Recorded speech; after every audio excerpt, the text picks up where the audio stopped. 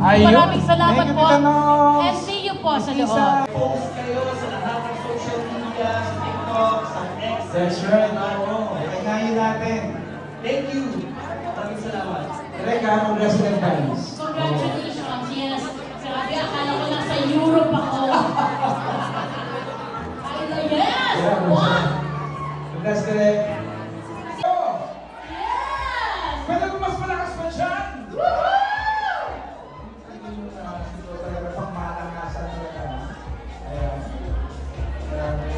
Kamudyado ako natin sa Glimmer Studios.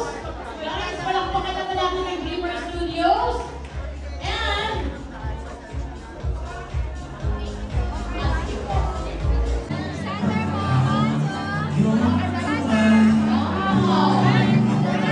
So yan may sa ngayon eh, si Sam ay nasa kakatulog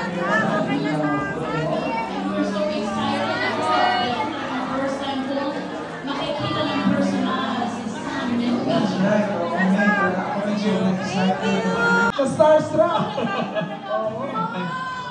Hi. Basta. I'm good, I'm excited. Nervous and excited, of course. Sam, Sa wakas, ito na.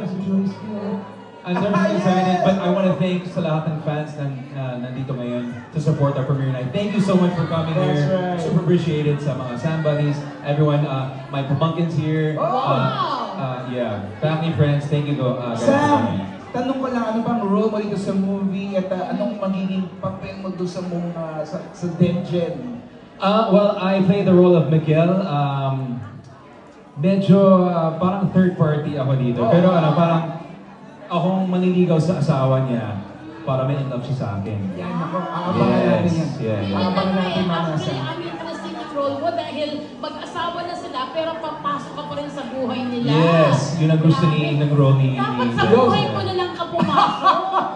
Sigurado ka ba, May? Oo, pag pumasok ka sa buhay ko, wala talagang May, halik eh. May, parang pamangkin mo na lang si Oy, Sam. ikaw ang leader namin, tsuhin ka namin. Sam, we'll see you later. Yes, thank you guys. Okay, Thank see you, you. thank you. Thank you. Siyempre, Once konting photo. again, Ayan. guys, Mr. Sam Milby. Naglilinig na Bert, naglilinig na Nessa Mega Mall. And again, guys, huwag natin kalimutan guys sa pag-post sa ating mga social media pages. Gamitin po natin ang hashtags natin. Hashtag everything about my wife. And hashtag EMW World Premiere. Eto lang, oh. Grabe. Excited na ba kayo, guys? Excited na ba kayo? Ayun, no? Pwede ba kayo maging live para sa Tension? Yun na malakas!